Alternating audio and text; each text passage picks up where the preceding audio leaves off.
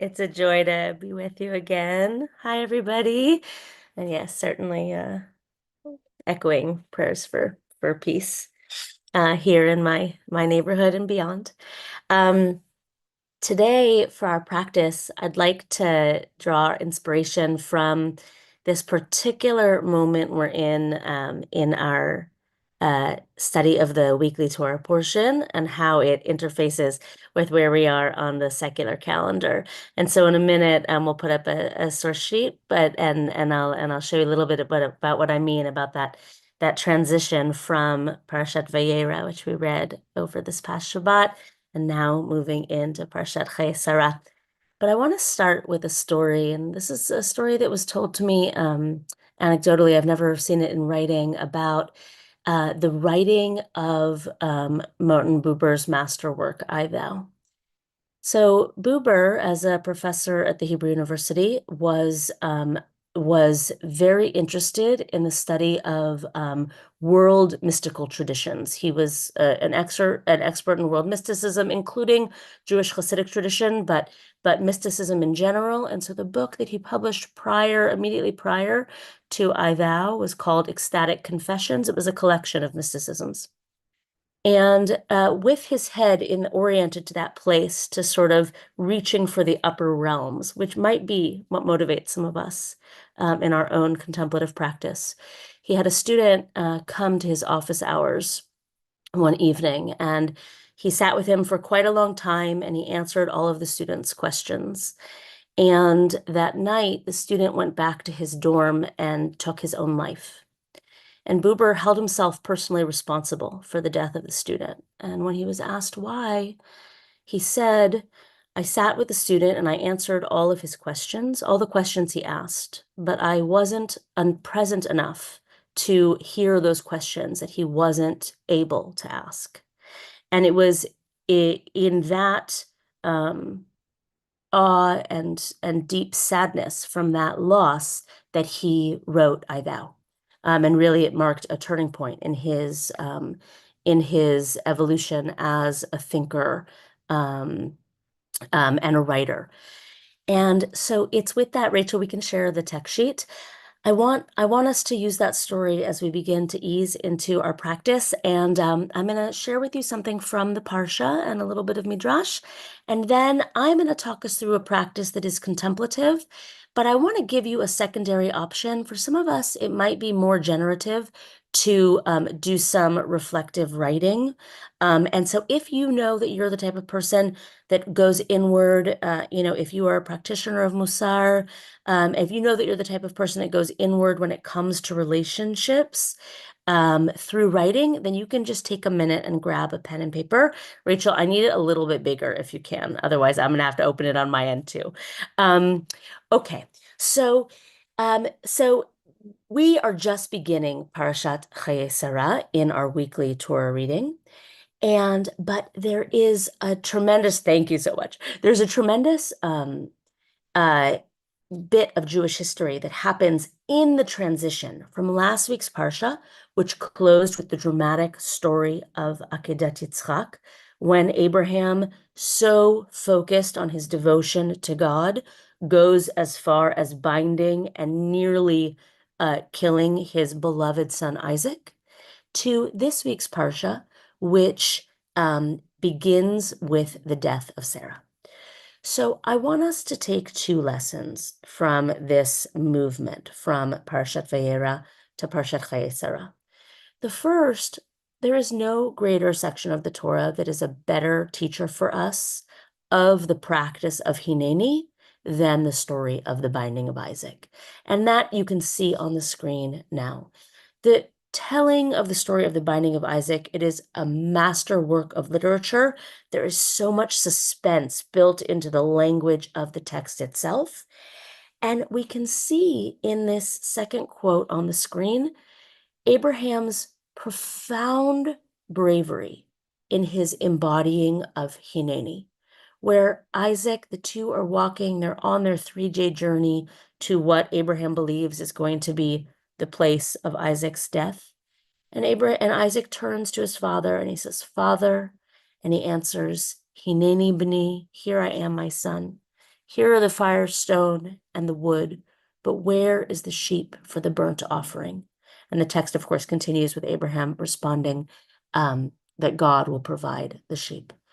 So the first lesson I want us to take is this relentless, brave Hineni.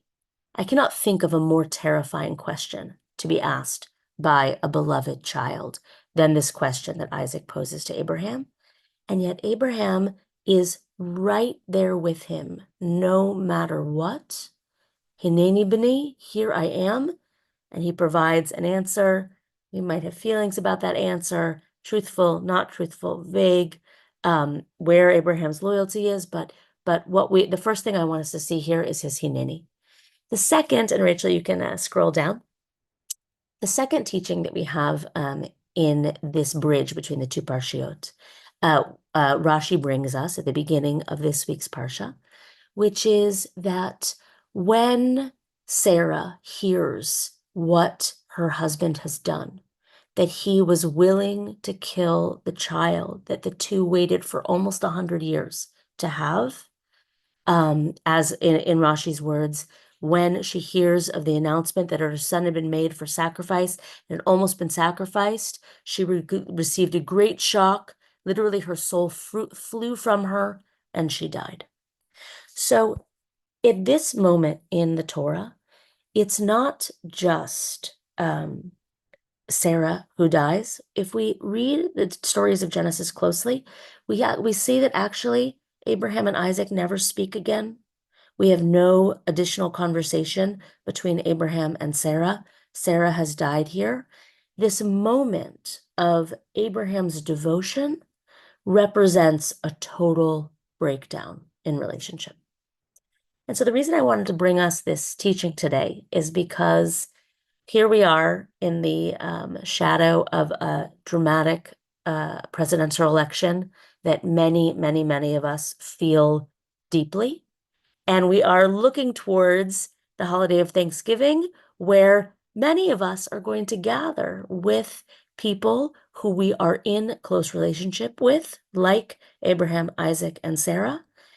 And the goal of this practice of our next 18 minutes is to do some inner work, to find the fortitude, to embody that brave Hineni, and to not fall victim to the error that Abraham makes in this breakdown in relationship. So if you're going to be working in contemplative practice, you can begin to take a comfortable seated position. I'm going to talk us into a sit. But if you know that you want to do this relational work by writing, this would be the time to grab a pen and paper. And I want to invite you, as you begin to get comfortable and to go inward, to begin to call to mind those relationships now that are perhaps strained in the way that Isaac and Abraham's relationship must have been strained as they were on this 3-day journey, or that there must have been between Sarah and the rest of her constellation, that her soul would fly from her body when hearing this news. So just begin to make space in the space of the heart as we begin to quiet the mind and to get settled, and beginning to call to mind those relationships that challenge us when we are called upon to say Hineni. So from here on out, I'm going to speak as though you're taking this in contemplative practice. But again, if you are a person, if you know that you're doing this through journaling, then you're calling to mind these relationships and giving yourself the space to do some writing. What is the Hineni that I'm being called into? And where are the challenges with that? Okay, taking a comfortable seated position, allowing the back of your chair to offer you support, to have your back, maybe scooting your bum right to the back of the edge of the couch or the chair. Gently closing the eyes, bringing a sense of stillness into the body, which invites an internal stillness. And if you're working in contemplative practice, I want to ask you to work with only one relationship. I want you to invite yourself to visualize now yourself sitting opposite someone who you might be sitting opposite at your Thanksgiving table next week.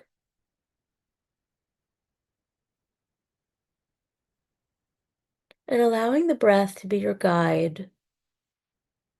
With each inhalation, I want you to take a full breath cycle, giving space one at a time to the emotion that arises when you bring this person to mind. So our emotions can sometimes feel jumbled at first, but being now in stillness, as I become aware, oh, there's some sadness there. I give myself permission to do a full inhalation, making space for that sadness, welcoming it in and being soft with it as I exhale. Almost as though the heart can sometimes feel like a snow globe that's shaken up. We're just letting things settle, calling to mind this significant other, giving ourselves space to be with the complexity.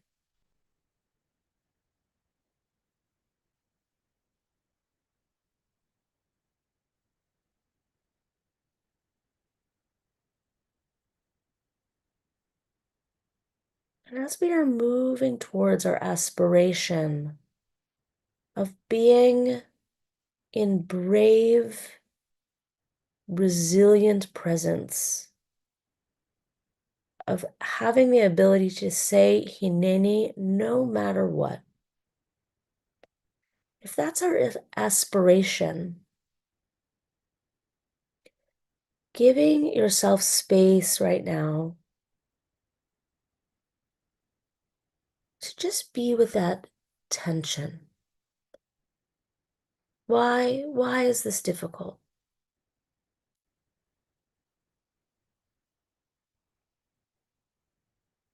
So perhaps it's a deep difference of opinion, a sense of what's true or right. Perhaps it's past wounding. Just giving yourself a few breaths to make space for that complexity.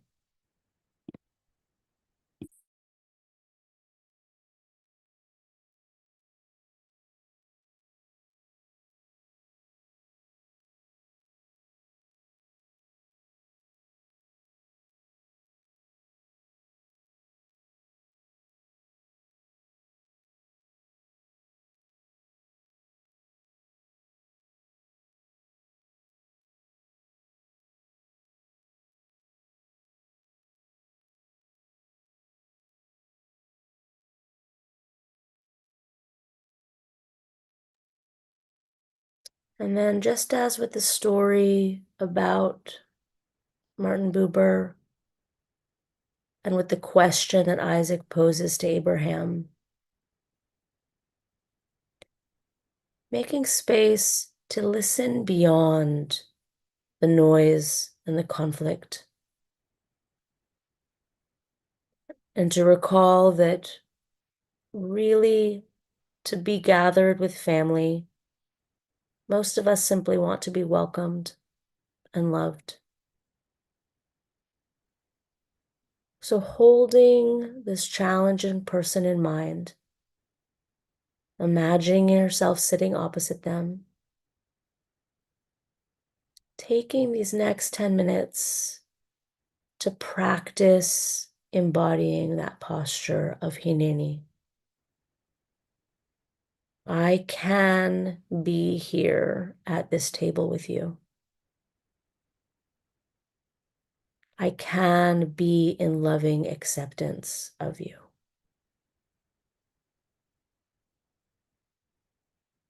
I can make my heart spacious enough both to hold what's true for me, what I feel, and my resilient ability to say Hineni, being in presence with you.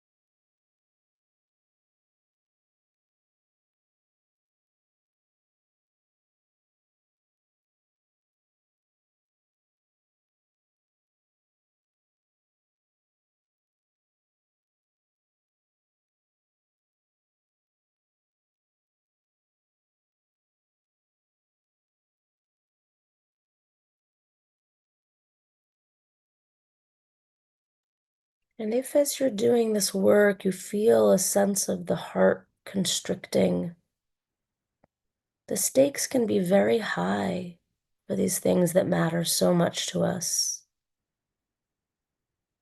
Calling in a sense of compassion for yourself and for this other.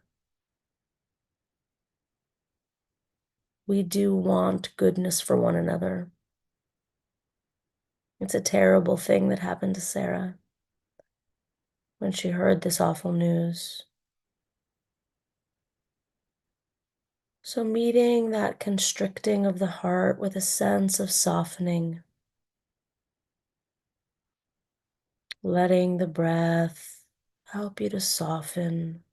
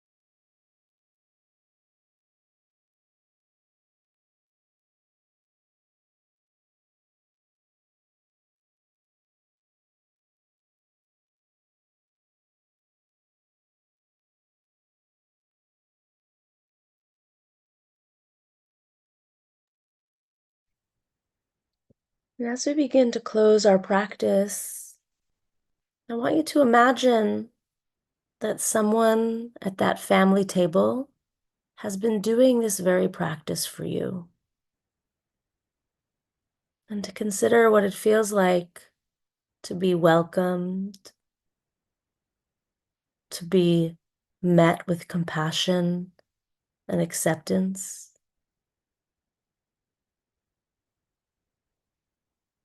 to allow that to warm and soften the heart,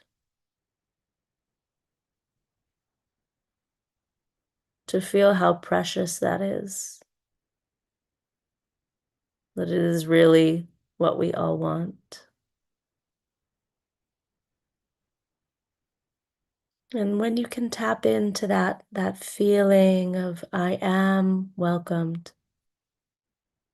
I am met with a hineni from someone who is welcoming me, you can let the corners of the lips turn upward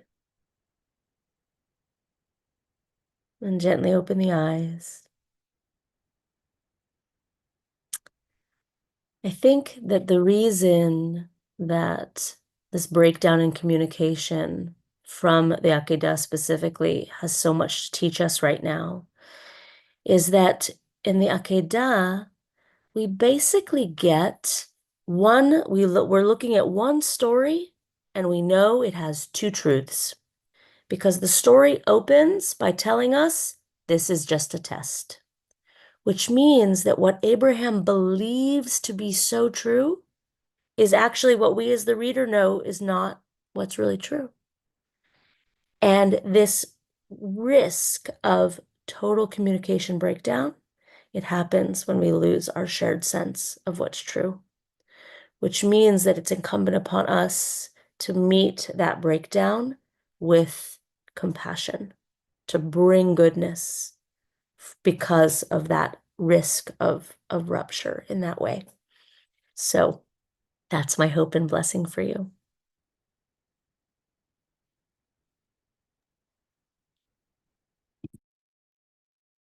Thank you so much, Sara. Friends, let's seal that practice, beautiful practice, timely practice, with an opportunity for those of you who are in mourning or observing a yard site, or if it's your custom to join in the mourner's Kaddish, you can do so. If you're not reciting Kaddish, we ask that you please stay present for those who are. If you're honoring or remembering somebody specific today, you're invited to put their name or names in the chat now or after recite Kaddish. Thanks to Rachel for sharing the words on the screen. And if you're reciting Kaddish, I invite you to join me by rising in body or in spirit. And you can unmute at this time. Yit Gadal, Hadash, Shemei Rabbi, Amen. Mativra Tavia Mishmachute V'tayechom v'yemech, V'tayechol Beit Yisrael, V'agala B'zman Kariv V'imru Amen. Amen. Yehi Shmei Rabba Barach Roch Le'olam le'olam l'mayim Maya. Barach V'yishtabach V'yipa'ar Am Yitnaseh Hadar V'yitaveh V'yitalal Shmei Kedusha B'ruchu Ha'ela B'kol Birchata B'shirata Ushbechata B'nechamata B'amiran Ba'alma V'imru Amen. Amen. Yehi Shlama Rabba Min Shamaya V'chaim Aleinu V'Kol Yisrael Aseh Shalom B'mrumav Shalom V'aseh Shalom Aleinu V'Yisrael V'Kol Yisrael. Amen. Amen. And friends, thank you so much, as always, for joining us for our practice today. And if you're leaving us now, we hope you can join us tomorrow. We'll be sitting together with Cantor Carrot Spencer Shapiro tomorrow at 12:30, and hope you can join us then. And if you're staying on, you're welcome just to continue to sit and use the container of this community. Turn off the sound on your device and use this time for your own practice, or you can join us for conversation with Rabbi Sara Brandis, and just to share reflections on this really, I think, very powerful and challenging, powerful, as I said, timely practice. And you can share reflections in the chat. If you ask a question, please preface it by writing question all in caps, and I'll keep an eye out for your questions and try to weave them in.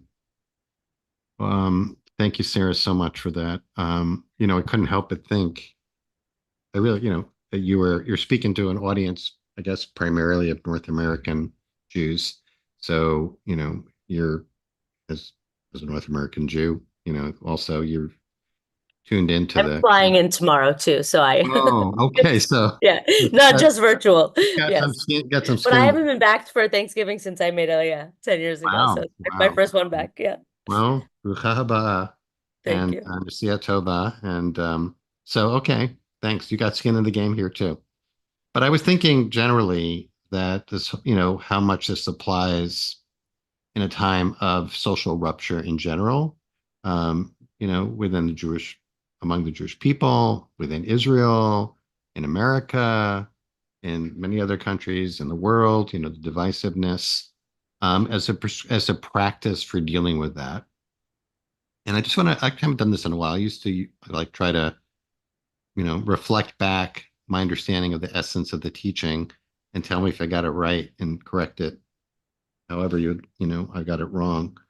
Um, that when we are aware of that rupture, whatever the cause of it, which leads to this breakdown in communication and, a lot of pain, you know, as evidenced by what happens with Sarah and what happens with Abraham and Yitzhak, and was going to also throw in between God and Abraham too. You could say, like you said at the end, in terms of the test that, kind of maybe didn't hear the instructions correctly, right?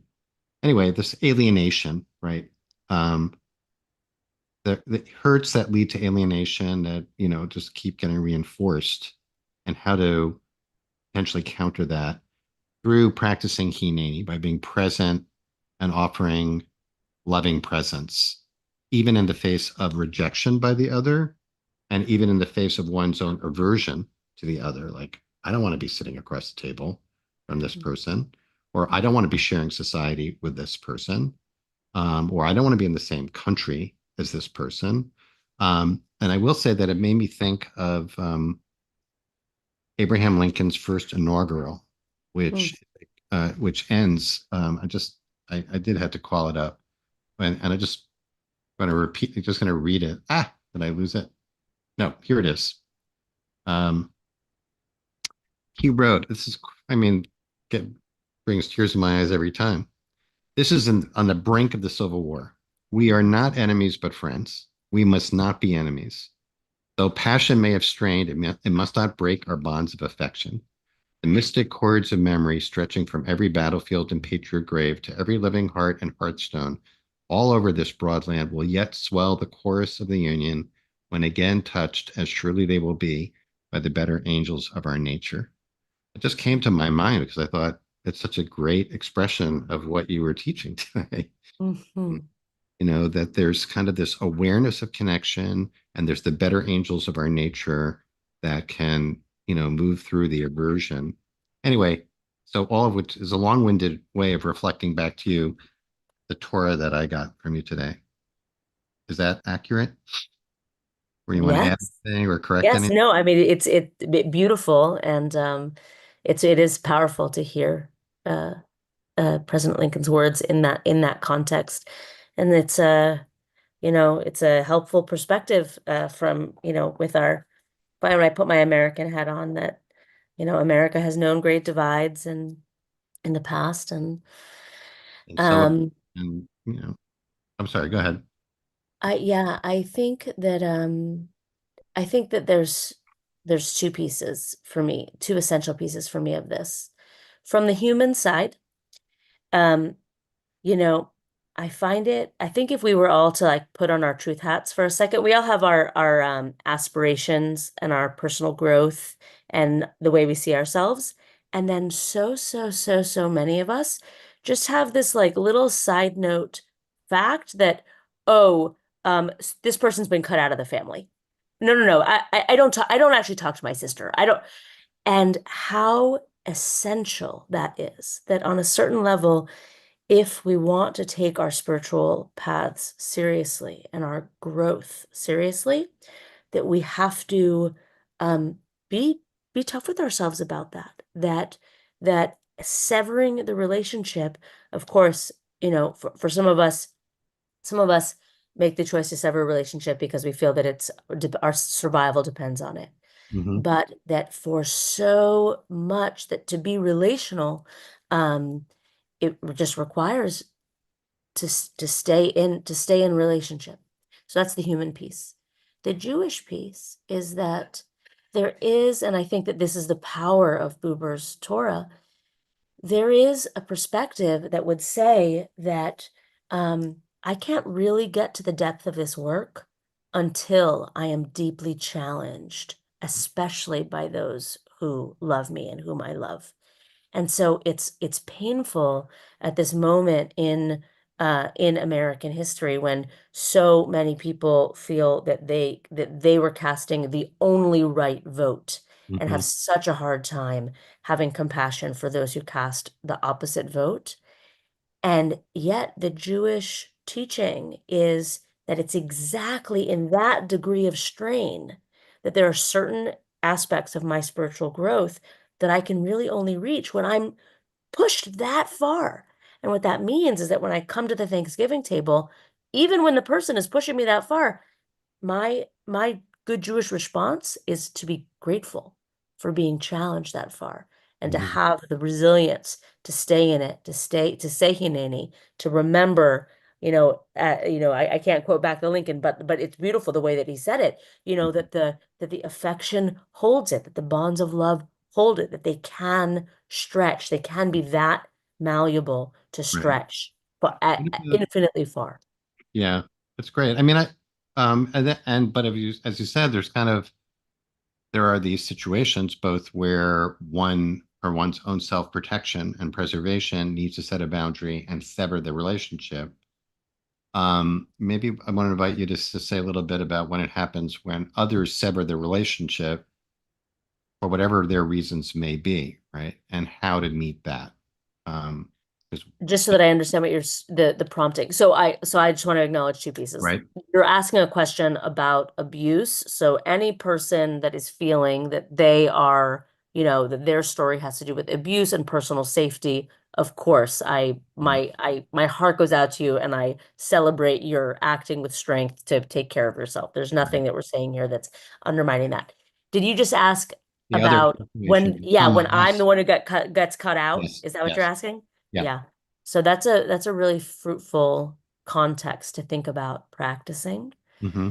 because we tend to have an opportunity to talk about this around the high holidays and what happens when I'm asking for forgiveness and I have to ask three times and I right like in my obligation to forgive, right?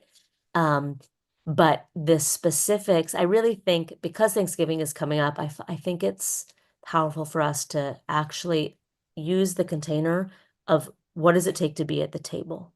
Hmm. And being at the table is not the same thing as giving you permission to tell me what I should think about myself, or giving you permission to do anything to me at all, right? And Hmm. yet, being at the table, tolerating being together at the table, is creates an entirely different world, different reality than saying, I cannot come into presence with you.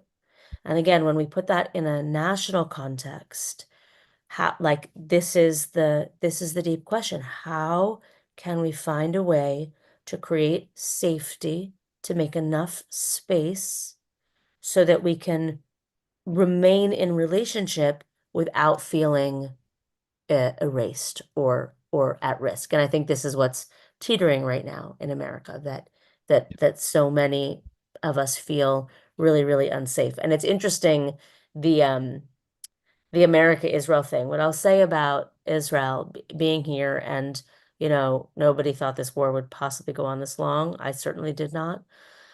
what I can say is that I think that the Israel dialogue is far more strained in the States and the American Jewish community than it is here in Israel. And I only touch into this like total loss of sense of shared truth and reality when it Right. comes to, I'll just locate myself politically, like when it comes to the behaviors of settlers that I feel are illegal, right? That's where it's like, that's where but that's a much narrower slice Hmm. than the rupture right now, red blue in America that, Yeah. and so, yeah. So I do Hmm. think that, that sense of family connectedness is still more intact, mostly intact here. Yeah. And the ways that it's not intact are smaller in proportion to the ways Right. that it is still intact. Right. Just like to reflect back that as well, I think the practice of practicing hineni, of being present, whether it's bearing witness to the connection to the other, or bearing witness to the connection to oneself and honoring oneself in that situation, really makes sense. We just have a few minutes here, but I did want to,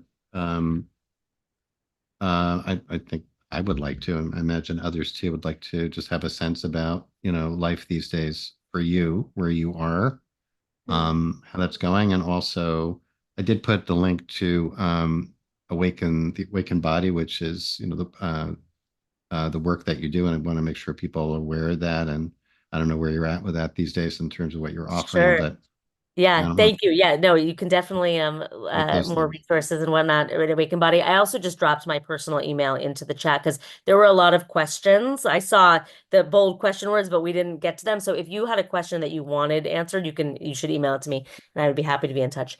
Um, life in Israel. Uh, um, I think it's a hard time to answer that question just because there is nothing is happening right now except for, it's just so completely status quo. What I mean by nothing is that movement towards peace, movement towards ending this war feels very, very, very slow. And on top of that, we have our own like scandal within the government right now, which is also unbelievable. Um, and having said all of that, um, even though, you know, there's still uh really terrible active war zones in Gaza and in Lebanon, and thousands of soldiers who are all personally affected by that also. And, there was something like 100 missiles fired today into Israel. The fact is, it's alongside of all of that, um, you know, I didn't see signs of war in my personal bubble today. So there's still a lot of normal life amidst Are it you, all. how's it affecting, what you're offering these days through Awaken Body? For Awakened Body, yeah. So my work at Awakened Body, I try to spend the majority of my personal time working one-on-one. I work hands-on with folks in a mode of embodied spiritual direction, and I get to do that work at a clinic here in Israel, and then also with clients in the States, and some teaching. So we have a winter classes starting in a few weeks. The signature course at Awakened Body is called Kabbalah of the Body, so that starts in the middle of December. Um, but yes, but I think more you can more about that on the website if that's something that interests you. But Good. wonderful to be here and to be able to do this with you. It is wonderful to have you, Sarah, and hope you have an easy and safe and wonderful, safe trip and a wonderful visit, and Thank you. safe return flight, etc. And I just thought it was, the Thanksgiving table as kind of a crucible or as a microcosm of the larger issues that we face in the world. I thought it was just so wonderful. And someone mentioned in the chat, I'd love to have Thanksgiving with everybody here. And we that's what we have, a little bit of a Thanksgiving table each day at this time. So we're grateful to you. What a beautiful table it is. It is, it is. And I'll bring the cornbread. next time. Awesome. Everybody sign up in the chat for what you're bringing. Okay. All right. We'll look forward to seeing everyone tomorrow with Gareth Spencer Shapiro and Kat Corin will be leading us on Thursday, and El Shai will lead us into Shabbat on Friday. So we'll look forward to that. Just a reminder, no live session on Wednesday, everyone. The big table, yeah, it'll be a big cranberry and pomegranate harosa. Thanks, Tish. My mouth is already watering. Thanks to Rachel for holding us together today, and we'll see you all tomorrow. Many blessings, everyone. Be well.